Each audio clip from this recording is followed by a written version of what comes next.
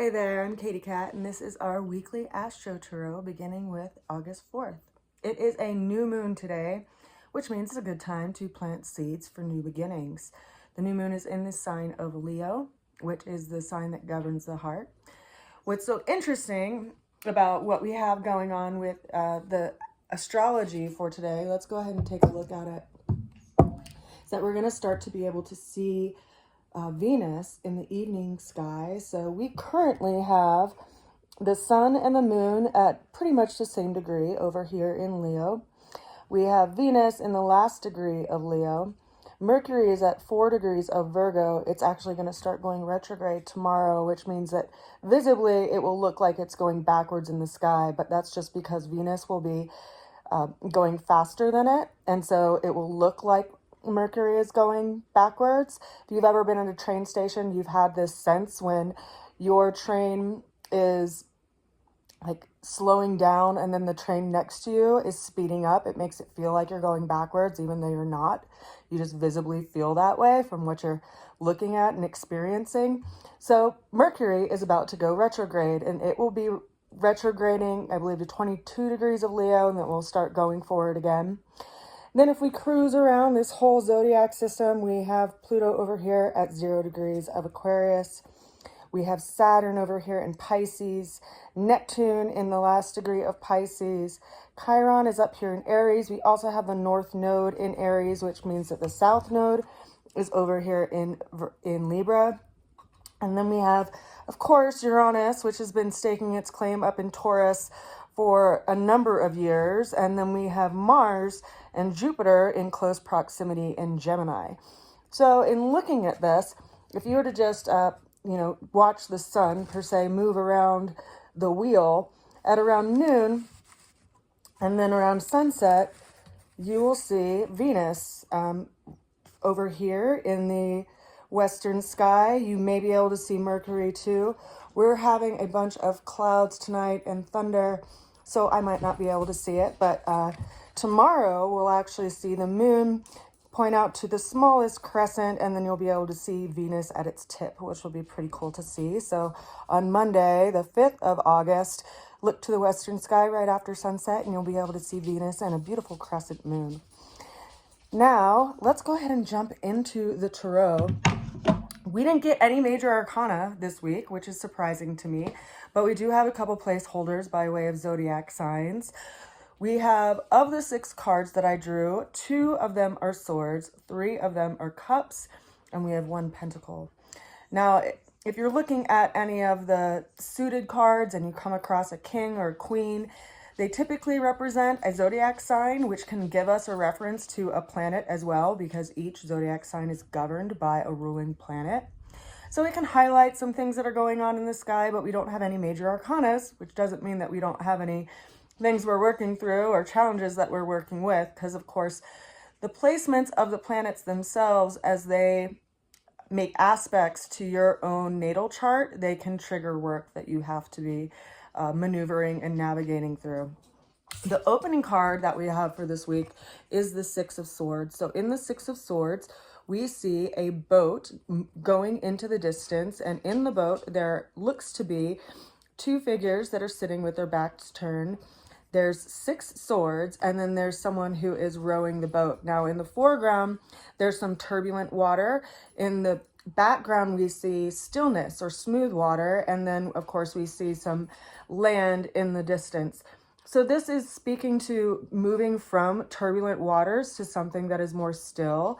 And considering that this is in the suit of the swords, it's in the realm of the mind.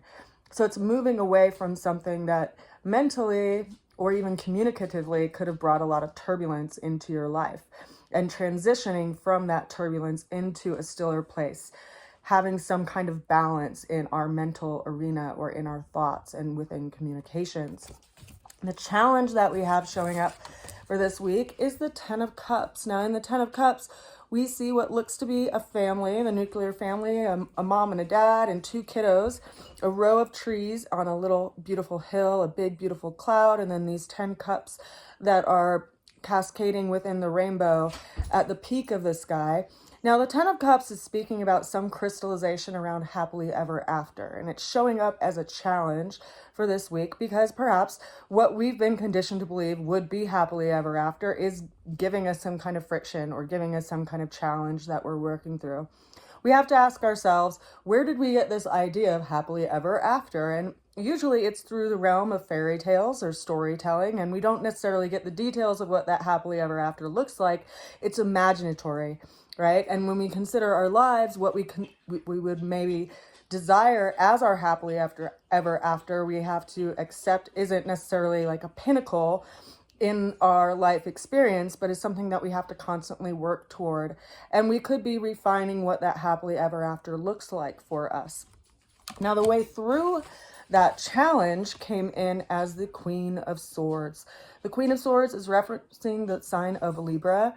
Libra is where we currently have the South Node. Now, the North and South Node give us two kinds of anchors, kind of like a seesaw in our lives. The North Node would be where we aim toward building, and the South Node would be the area that we're moving away from or what we've already had in our lives. Now, considering that the North Node is in Aries and the South Node is in Libra, there's some kind of question that's being stirred up by way of where we put our energy and effort. Libra typically governs relationship, and then Aries would be our self, our individual self, and the development of the self. So the North Node is pointing toward that.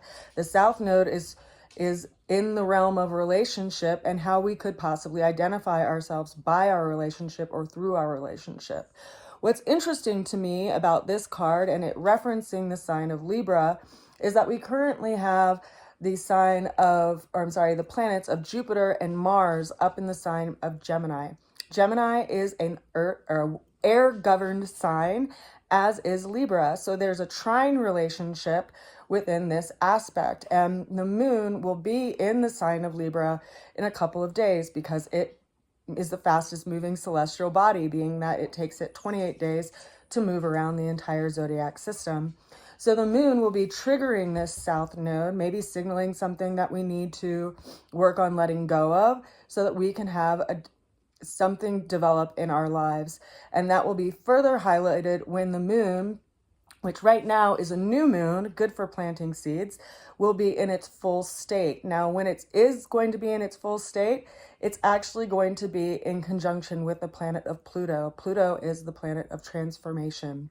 And being in that space and being in that aspect of being in its largest phase or its full moon phase, it's going to be highlighting something that we need to transform. Well, what is that? Well, where does Aquarius sit in your chart? Which house is it in? It's going to be highlighting that. Now, the Queen of Swords is also talking about the sense of we instead of just me. And so perhaps if you've been giving so much of your power away to a relationship, that's something that needs to be looked at being transformed, something that we need to look at maybe refocusing our aim and where we put our motivation and our effort in life. And also having open communication and active communication because it is a cardinal sword. Swords speak to communications, and Libra as a sign is a cardinal force. Now, the planet that governs the sign of Libra is Venus. Venus and Mercury are going to be coming into conjunction. They're only about 5 degrees apart right now. And consider that with Venus at 29 degrees of Leo, it's actually currently in a square relationship with the planet of Uranus, because Uranus is up at 26 degrees of Taurus. Now, when I reference fixed signs, it's a very stable energy. Taurus is a very stable earth-governed energy. Leo is a very stable fire-ruled energy. And so having them in square relationship is bringing about some kind of challenge. And considering that Venus is about to, pass by Mercury, so to speak, they'll be in this conversation around where she's going and where she's putting her energy around relationship. And it will be subject to a great change or challenge because it's in a square relationship with the planet of Uranus, which typically brings about big changes and things that you didn't expect, things that are out of the ordinary. And again, wherever Taurus is in your chart, as well as Leo, they're in 90-degree relationship. That's where those two changes are going to be showing up and highlighting that area of your life. Now, for the ultimate outcome, interestingly enough, we have a Taurian governed card, the King of Pentacles, or Fixed Earth. And this is someone who is very much devoted to abundance and being in the world. They have a sense of value in how they take care of themselves and making sure they eat good food. They, have nice things because it is that fixed earth energy. It's a very grounded energy in its value systems and in its belief systems. Now, it's been subjected to a lot of change in the last number of years because Uranus moved into the sign of Taurus in 2019. So we've been experiencing a lot of change in that area. Taurus governs agriculture, it governs the monetary system, it governs things that are related to earth, money, and our belief system, just in general. And having Uranus go through that sign has been creating a lot of upheaval, a lot of change that we didn't necessarily expect. And right now it is in a square relationship with Venus. Uranus has been creating, all sorts of interesting aspects in our lives, especially if you're like me. I have 5 planets in the sign of Scorpio, which is in the opposite sign to Taurus. And so I've been experiencing a lot of change in my community and in where I put my energy and effort into the world. Taurus is in my 9th house, so that governs, higher education, teaching, belief systems, long distance travel. And ironically and interestingly enough, in 2019, when Uranus moved into the sign of Taurus, I began teaching classes, a variety of classes, everything from tarot to aromatherapy, to astrology, to sewing, and I was asked to start teaching an herbalism school. So that's just an example of how these energies can show up in our life, especially with these outer planets, because it takes Uranus 84 years to move around the entire zodiac wheel. And so it's in every sign for about 7 years, creating quite a bit of change. And in a fixed area of our life. So that's something to consider, what beliefs and things do we nurture in ourselves? Where do we feel like we need to take care of ourselves? And what have these changes revealed in our life that we need to be transforming ultimately? Because consider as well that, right now Pluto is in the 1st or 0 degree of Aquarius. It's also retrograde, so it'll be moving into Capricorn just by a couple of degrees. And that means that it's actually in trine relationship with Uranus. So this, help by way of change and transformation is going to be triggered, especially when the moon as a celestial body moves into the sign of Virgo, because they are all going to be an earth governed sign. So the moon is the fastest moving celestial body. It will be in at the end degrees of Virgo. Let's just see, because I think that's an interesting thing to consider. It will be in the last degree on the 8th of this month. So actually on the Lion's Gate, that's kind of interesting to me, that at that point we will have the moon in trine relationship with Uranus, and then it's close to trine relationship, just 1 degree off with Pluto, because Pluto is at 0 degrees of Aquarius. So that's like 1 degree off of being 29 degrees of Capricorn. There's 30 degrees in every sign, in case you aren't familiar.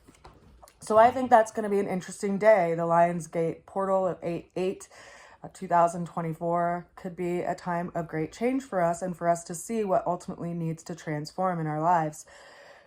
Now, as far as more clarity goes, we have the 2 of Cups. Now in this card, we have 2 beings, a male and a female, that are pictured here just through the classic tarot, and they are sharing each other's cups. Now this would be a functional relationship, a reciprocal relationship. Out of their cups, we see this kind of lion feathered creature, which I think is actually pretty interesting considering where everything is at right now by way of Venus. And this is a functional relationship card. It's one of the actual best cards, right? Quote unquote, in the tarot system. And so consider that the things that are changing in your life could be opening up to new opportunities that could really shift your realm of relationships in your personal life. And then for further clarity, I pulled us one more card. We have the King of Cups. This is a fixed water energy that's typically associated with Scorpio. I think that's interesting because Scorpio sits opposite of Taurus on the zodiac wheel. They're both fixed signs. And this is talking about another reference to transformation. Consider that Scorpio is governed by two planets. The initial planet that it was governed by is the planet of Mars. Mars is going to be in close conjunction with Jupiter here in just a few days on the 15th of August. Now, Mars is a very strong, action-oriented planet, and it's going to be in close conjunction with Jupiter up in Gemini, which is an air-ruled sign.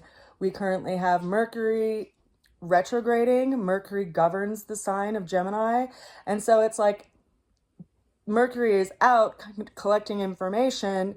It's in a conversation with Venus, considering what it is that we need to change. And then we have the reference to Pluto, again, through the sign of Scorpio in this card, which is bringing about transformation, death, and rebirth, and ultimately new beginnings. So whatever you are being asked to transform in your life, it's going to be a lifelong mission, especially for the next 20 years. And I say that because Pluto is the most outer planet. So it takes the longest amount of time to move around the zodiac wheel, and it will be in the sign of Aquarius for roughly about 20 years after it comes out of its retrograde and revisits the last degrees of Capricorn for just a short amount of time. And we're going to see a lot of clarity around what we're being asked to transform in our lives when that moon, which right now is a new moon, travels through the zodiac system and will be on the opposite side where Pluto currently is over at 0 degrees of Aquarius. It will be bringing light. It'll be bringing information out of the darkness of what we're being called to transform in our lives. And what does transformation mean, right? It's not just a term that we throw around. It's something that is something that you can't go back from, right? And I reference this a lot. It's like the caterpillar turning into the butterfly. The caterpillar literally transforms itself. It turns itself into a little cocoon, becomes a bunch of goo, and then through that process, it grows wings, and it's able to actually transverse being stuck on the ground and can travel through the air and go great distances all over the world. And people are tracking migratory patterns of butterflies, and they actually travel quite a bit of distance. So what is it that you've been stuck in that you're being called to transform that will allow you to go to a greater distance in your life? That's what we're entering into as far as this time period that we're going into, and especially around this Lionsgate time period, because we'll have this trine aspect between Uranus, Pluto, and the moon, right? And then also with, what did I just say? Well, we have the North Node and the South Node aspect too. So something that we have to let go of by way of, some aspect to relationship or wherever you personally have that area of your chart, that's what's going to be highlighted for you to have to transform. And whenever we have a square relationship, it can create these challenges, but it creates an energy that we have to learn how to work through. And some astrologers would say, while trines can be really helpful in our lives, we also have the energy of the square, which are really like something that brings about the most shifts because they're challenging, because they force us to use energy in a new way so that we aren't defeated and completely overwhelmed by it. So we do have some interesting aspects coming up for not just the next week, but the next couple of weeks, especially with the conjunction of Mars and Jupiter up in Gemini. So we have a square and a trine relationship. We have this help, even though we're also in the midst of a challenge. So it should be an interesting week. I realized by how my camera is set up that you see a whole bunch of vines growing out from behind my head. I worked at a plant nursery for 10 years, and I fell in love with the species known as Hoya. They have beautiful I don't know if you can see any right now. I just had some blooms fall, but they grow almost in an upside down umbrella pattern, and each of the flowers is shaped like a little star, and they have the most beautiful nectar-like fragrance, and I fell in love with them. So I collected about 14 different species in the time that I lived there, and they're all kind of growing wild right now. They're epiphytic, so they typically would grow on the ground.